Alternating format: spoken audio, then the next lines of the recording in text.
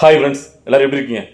உச்சகட்ட பரபரப்பை நோக்கி போயிட்டு இருக்க தமிழ்நாட்டு அரசியலில் இன்னும் தேர்தலுக்கு 15 நாட்கள் தான் இருக்குது. இதில் எல்லா கட்சியை சார்ந்த தலைவர்களும் அதிரடியாக அனல் பறக்க தங்களுடைய தேர்தல் பிரச்சாரத்தை மேற்கொண்டுட்டு வராங்க. ஸோ அந்த சூழ்நிலையில் விஜயவர்கள் மட்டும் தான் கணிச்சபடி தேர்தல் பிரச்சாரத்தை மேற்கொள்ள முடியல. இன்றைக்கும் பார்த்தீங்கன்னா அவருடைய சென்னையில் நடத்தக்கூடிய தேர்தல் பிரச்சாரம் ரத்தாக இருக்குது. ஸோ இதுதான் பார்த்தீங்கன்னா பயங்கர ஒரு எரிச்சலை ஏற்படுத்துது. கட்சிக்குள்ளேயே பார்த்தீங்கன்னா எல்லாரும் பார்த்தீங்கன்னா ஏன் எங்களுக்கு மட்டும் இப்படி பண்ணுறீங்கன்னு சொல்லிட்டு பொங்கிட்டு இருக்காங்க. ஸோ கொஞ்சம் விட்டா எல்லாரும் வெடிச்சிருவாங்க. ஸோ அந்த அளவுக்கு அவங்க கோபத்தில் இருக்காங்க. ஸோ நம்மளுக்குமே அவளுக்குள்ள கோபத்தை ஏற்படுத்துது. அதாவது நல்லா பார்க்கணும். பொதுவாக இங்கே ஒரு விஜய்க்கு எதிராக வந்து வைப்பாங்க ஒரு பிம்பத்தை கேட்டிங்கன்னா, அவர் பனையூர் பண்ணையார், அவர் சொகுசாக இருக்கவே ஆசைப்படுறாரு. ஏன் வராருல மாரிதாஸ் வேறு அன்னைக்கு இடையில வந்து பார்த்தீங்கன்னா 2 தொகுதியில் ஒரு பிரச்சாரம் பண்ணிட்டு அவர் போகும்போது, அதாவது அவர் வந்து பார்த்தீங்கன்னா பெரம்பூர்லையும் அவர் வந்து குளத்தூர்லையும் பண்ணிட்டு அவர் போனார்ல. ஸோ அப்போ சொன்னது, ஏன் கூட 2 தொகுதி போக வேண்டியதானே, அதுக்குள்ளே என்ன அவசரம், ஏன்னா 4 மணிக்கு வீட்டில் போய் புகுந்துடணுமா, இப்படிலாம் பண்ணால் சொகுசாக இருக்கேன் அந்த மனுஷன் அப்படி சொல்லி ஏத்தலாம் பேசினாங்க. ஆனால் அதோட உண்மை கள நிலவரம் என்னங்கிறது யாருக்குமே தெரிறது கிடையாது. உண்மையிலேயே அந்த மனுஷன் ஒரு பிளான் பண்ணி பாருன்னு நினச்சா இங்கே என்ன மாதிரியான இடர்பிடிகளையும் கெடுக்குப்பிடிகளையும் வேணும்னே தங்களுடைய அந்த அதிகார துஷ்பிரயோகத்தையும் பண்ணுறாங்க அப்படிங்கிறத இன்னைக்கு புட்டு வச்சிருக்காரு ஆதவர்ஜனா அந்த ப்ரெஸ் மீட்டில். அதாவது நீங்கள் நல்லா பார்க்கணும். அதாவது தேர்தல் பிரச்சாரத்துக்கு 48 மணி நேரத்துக்கு முன்னாடி தான் பெர்மிஷன் வாங்கணும் அப்படின்னு ஒரு விதி இருக்கு. ஸ்வேதாப்பில் பண்ணணும்னு சொல்லிட்டு இதுக்கு முன்னாடியே விஜயவர்களுக்கு இந்த பெர்மிஷன் கொடுக்குற போது இந்த சர்ச்சை உண்டாச்சு. அது எப்பவுமே பாருங்க, இந்த 2026 தேர்தலே விஜயவர்களுக்கு மட்டும்தான் எங்கே போனாலும் வரனாலும் இந்த பெர்மிஷன் கொடுக்குறதுல பிரச்சனை அது பிரச்சனை நம்ம கேள்விப்பட்டே இருப்போம். வேற எந்த ஒரு கட்சி சார்ந்த யாருக்குமே அந்த இடர்படல் வந்த மாதிரி ஒரு நியூஸ் கூட நம்ம பார்க்க மாட்டோம். அது தொடர்ந்துட்டே இருக்கு. ஸோ அந்த வகையில் ஒரு 48 மணி நேரத்துக்கு முன்னாடி விஜயவர்கள் தரையிலேருந்து சென்னையில் நேற்று பிளான் பண்ணியிருக்காங்க இன்னைக்கு 4 இடங்களுக்கு போகணும்னு சொல்லிட்டு. ஆனால் அங்கே வந்து குளிர்படிகளை பாதுகாப்பு கொடுக்க முடியாது அப்படின்னு சொல்லிட்டு கடைசியில் 2 இடத்துக்கு நீங்கள் வந்து அனுமதி உங்களுக்கு போகலாம். அதாவது ஒன்று வந்து பார்த்தீங்கன்னா வில்லிவாக்கத்தில் ஆதவர்ஜனா நிற்கக்கூடிய அந்த தொகுதிக்கும், தீநகரில் புதுச்சேரியில் ஆனந்த் நிற்கிற அந்த தொகுதிக்கும் பிரச்சாரம் மேற்கொள்ளலாம் அப்படின்னு சொல்லிட்டு அனுமதி கொடுத்துருக்காங்க.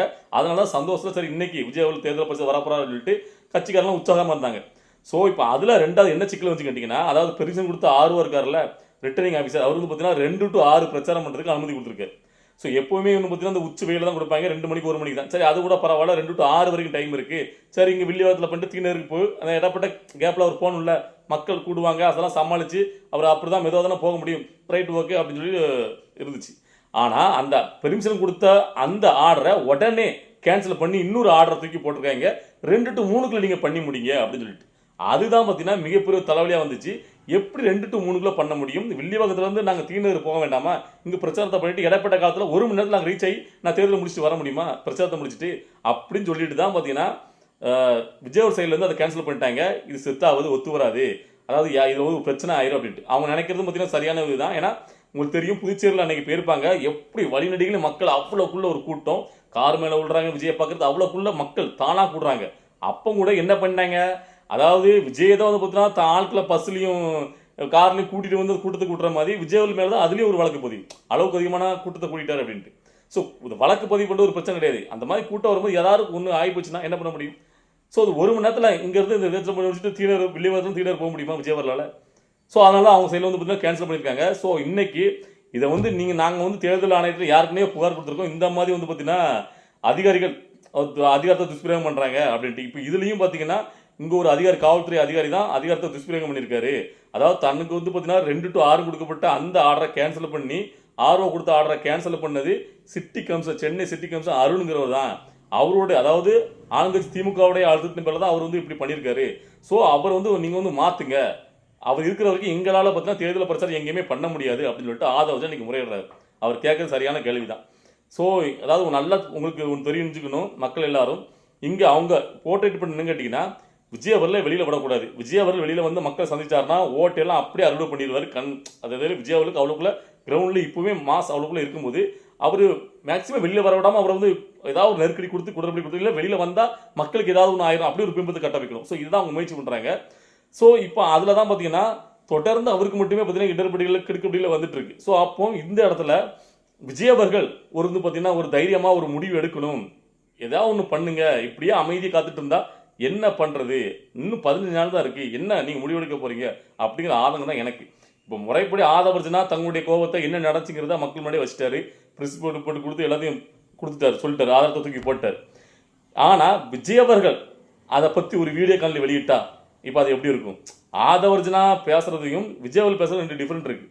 ஸோ என்ன பொறுத்த வரைக்கும் எனக்கு ஒன்று ஆதங்கம் என்ன கேட்டிங்கன்னா, விஜயவர்கள் நல்லா தெரியுது. இப்போ அவர் வந்து பார்த்தீங்கன்னா ஒரு சர்க்கரை விகிதத்தில் மாட்டிட்ட மாதிரி தான். அபிமன்யுவோட சர்க்கரை விகிதம் நீங்கள் கேள்விப்பட்டிருப்பீங்க.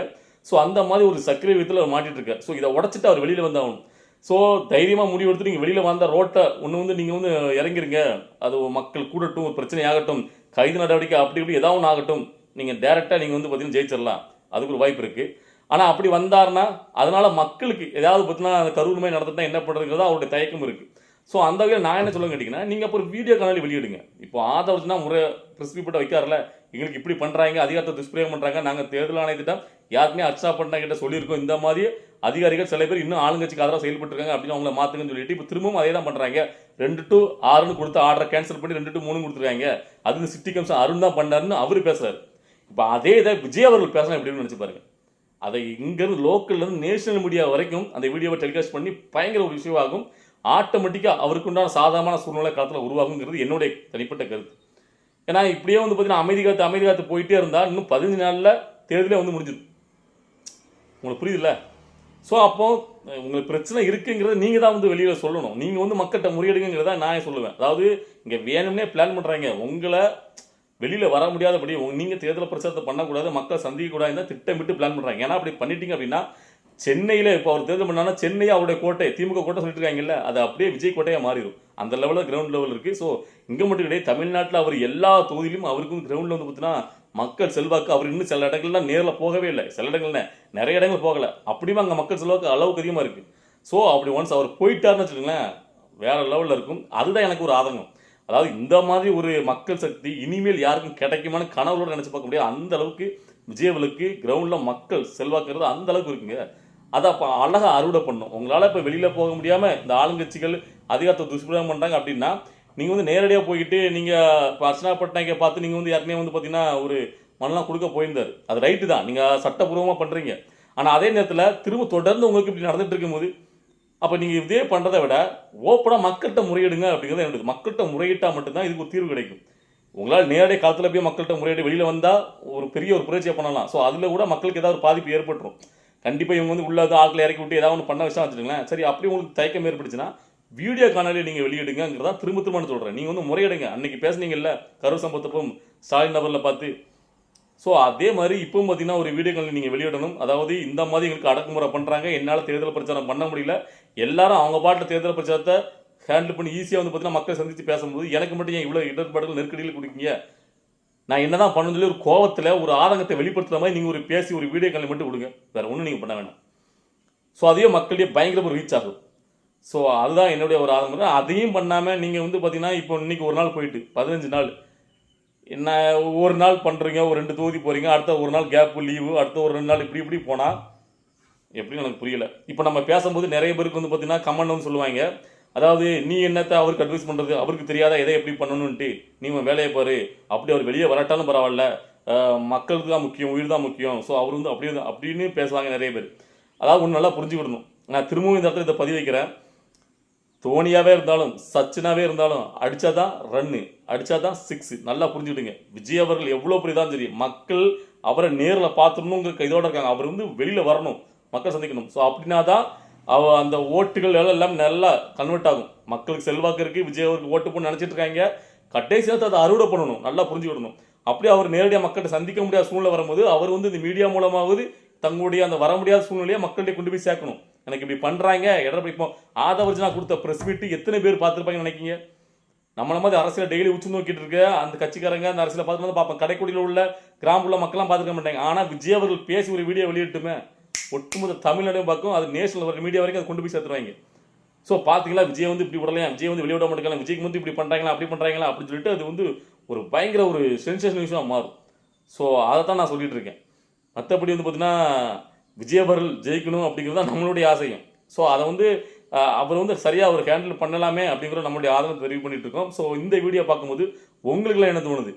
ஓப்பனாக உங்களுடைய மைண்டில் இருந்து இன்னும் 15 நாள் தான் இருக்குது, இன்னும் எவ்வளோ இடங்களுக்கு போக வேண்டியது தெரியுமா? ஸோ இதை பார்க்கும்போது உங்களுக்கு என்ன தோணுது அப்படிங்கிறத உங்களுடைய கருத்துக்களை கமெண்ட்டில் பதிவு பண்ணுங்கள். நம்ம அடுத்த கட்ட அரசியல் நிகழ்வு பார்த்துட்டு நம்மளுடைய அடுத்த வீடியோ வரும். ஓகேவா? பாய்.